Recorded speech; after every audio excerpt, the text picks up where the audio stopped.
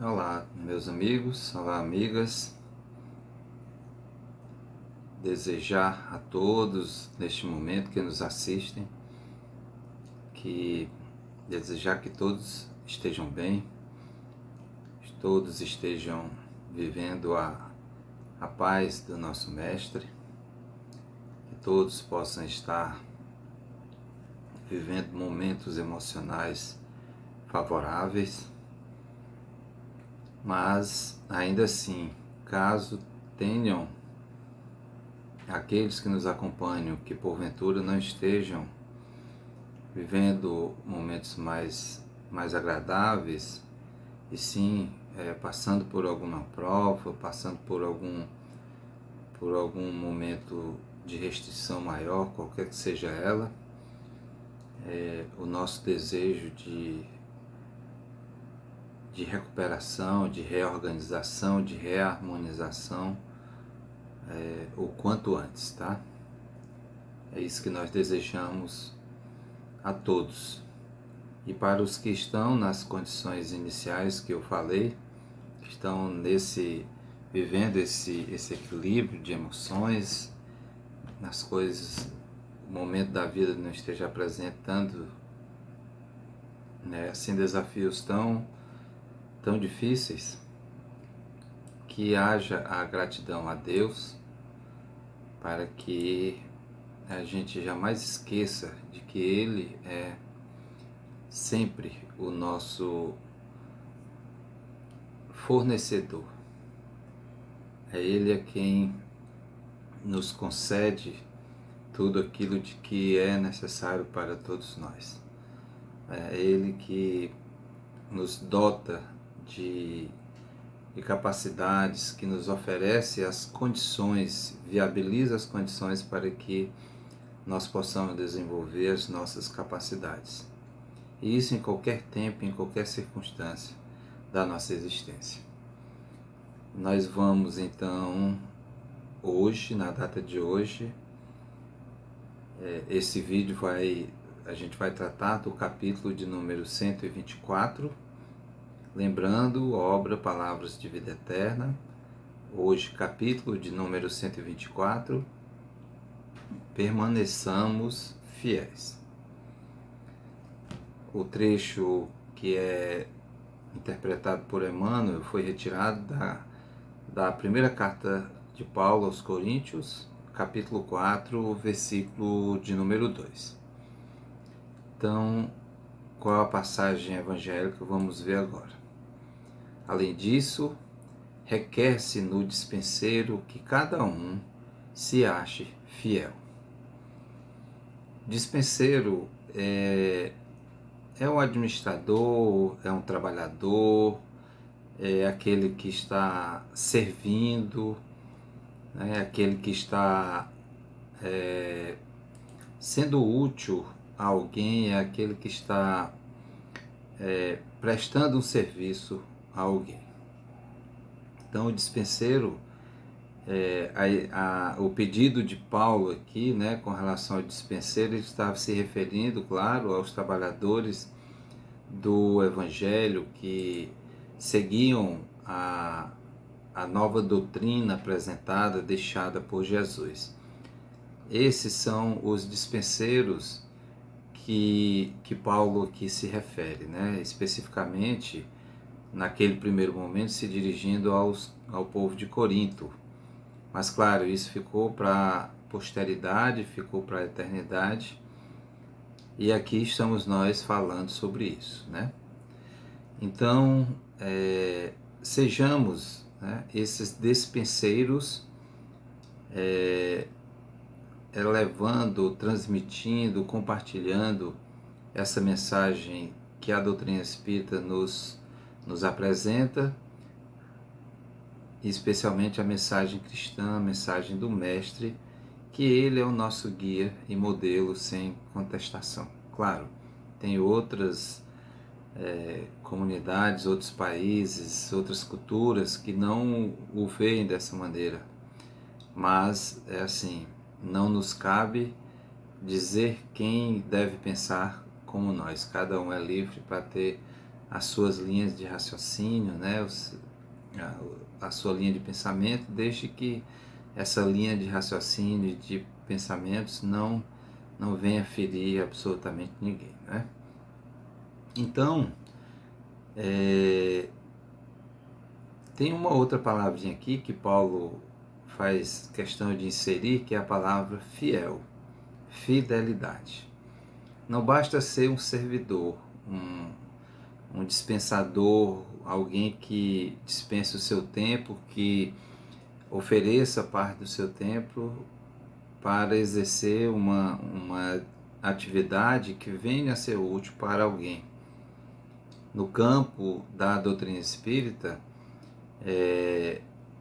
que a gente seja também esse dispenseiro, compartilhando, disseminando e divulgando a doutrina dos Espíritos, mas que haja também fidelidade de nossa parte.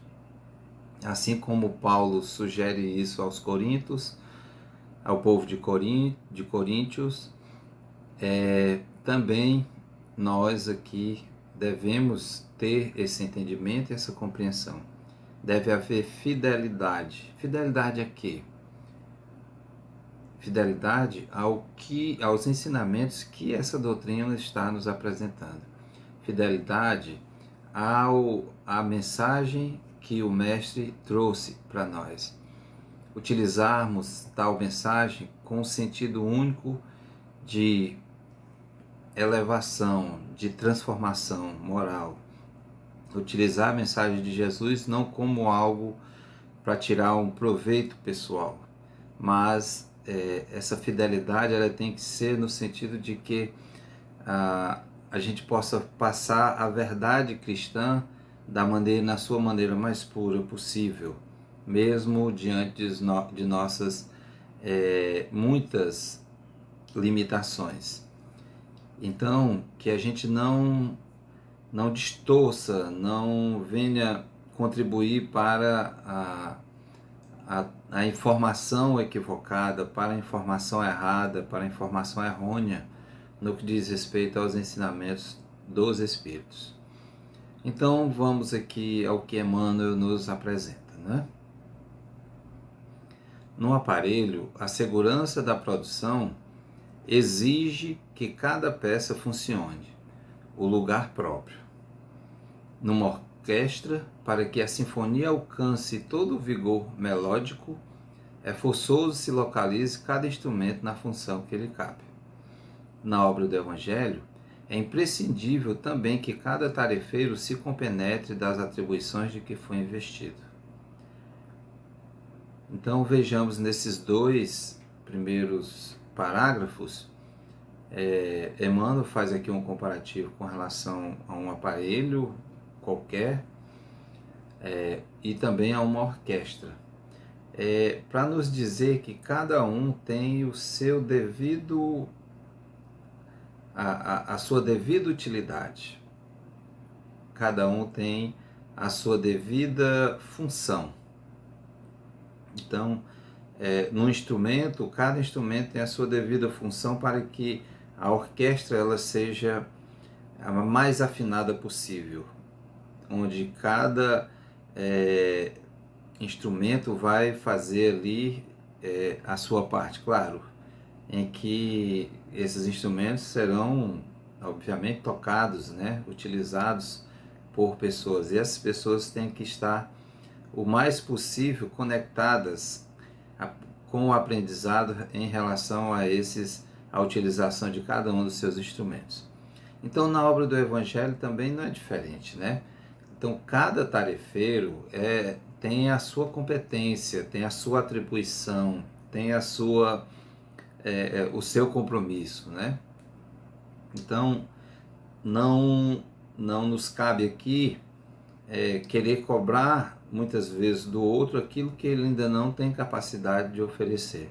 Por exemplo, o Humilde Canto lá na nossa casa, que é o nosso grupo de música, eles não podem pedir para mim, por exemplo, ir tocar violão.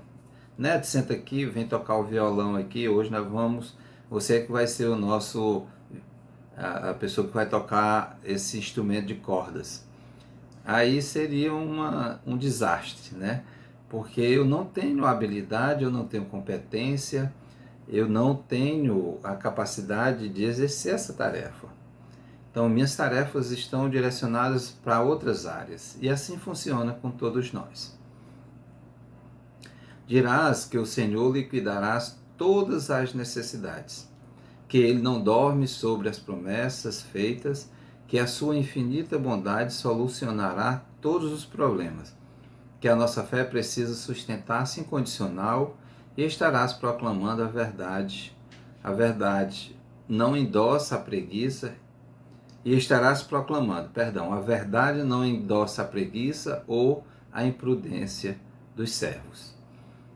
O comandante de um grande navio pode ser um gênio de sabedoria e bondade, mas toda a direção se compromete de imediato se o mais obscuro cooperador da embarcação coloca uma bomba na casa de máquinas.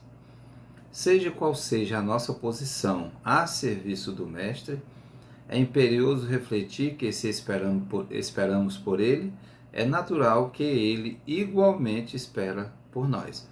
Nós esperamos, obviamente, o amparo, o aparato espiritual, né, dos benfeitores espirituais nas nossas atividades, é tanto que sempre que nós vamos desenvolver alguma atividade, executar alguma atividade, nós temos o hábito, na doutrina espírita, de fazer uma prece, uma oração antes, não como dogma, mas como um meio de se conectar com a espiritualidade e que a gente seja intuído, orientado, amparado no momento da realização de nossas atividades.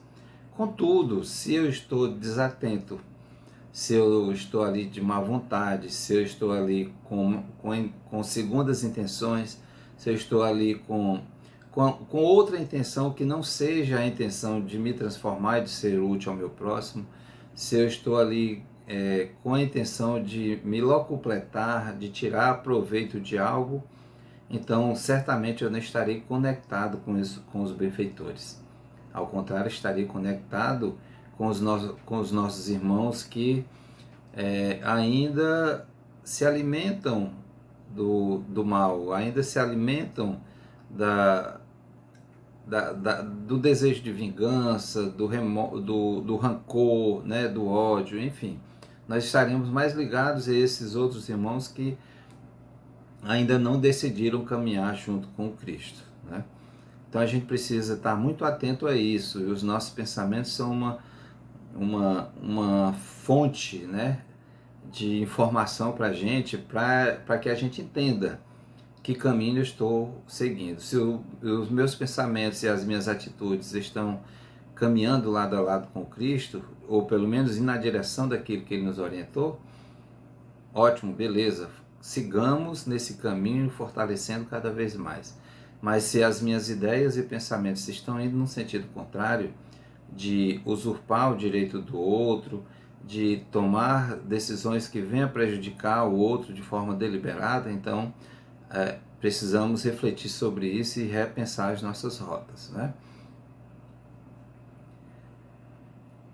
Não obstante os erros que ainda nos assinalem o coração, sejamos sinceros em nós mesmos e estejamos decididos a cumprir o dever que posamos diante da consciência.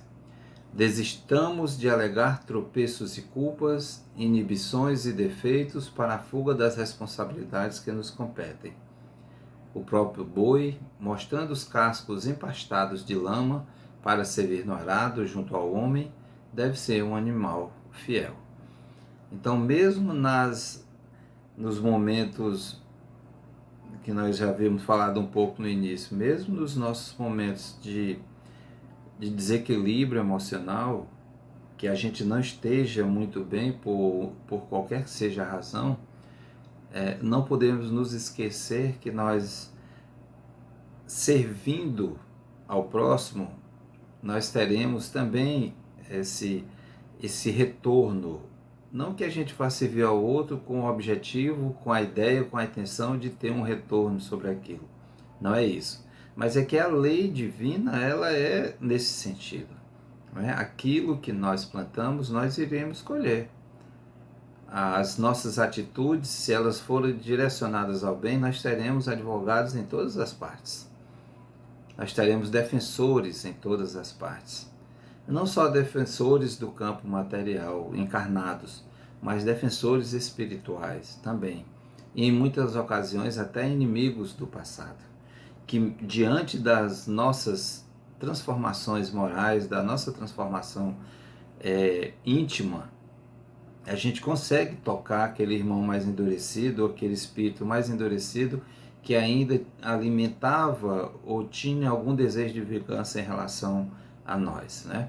Isso é muito comum a gente viver essas experiências nas reuniões mediúnicas, em que nós nos deparamos com companheiros nossos de encarnações anteriores, de reencarnações anteriores, que nós tínhamos uma relação muito próxima e nós ou os traímos ou praticamos algum mal para com eles, e eles desejam uma vingança. Ainda não entenderam e desejam vingar-se daquilo que nós cometemos. E é muito comum isso acontecer. Quem participa de reuniões mediúnicas vive essas experiências, sem sombra de dúvida, né?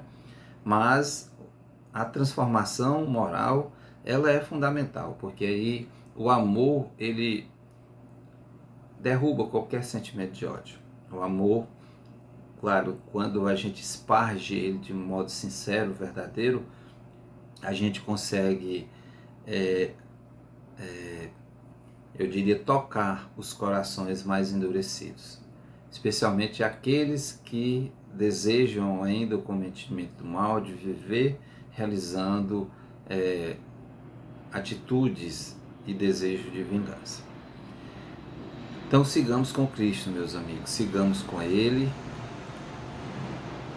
permaneçamos fiéis aos seus ensinamentos, que sejamos dispenseiros e que sejamos despenseiros fiéis. Fiquemos todos na presença do nosso Mestre e até o nosso próximo encontro.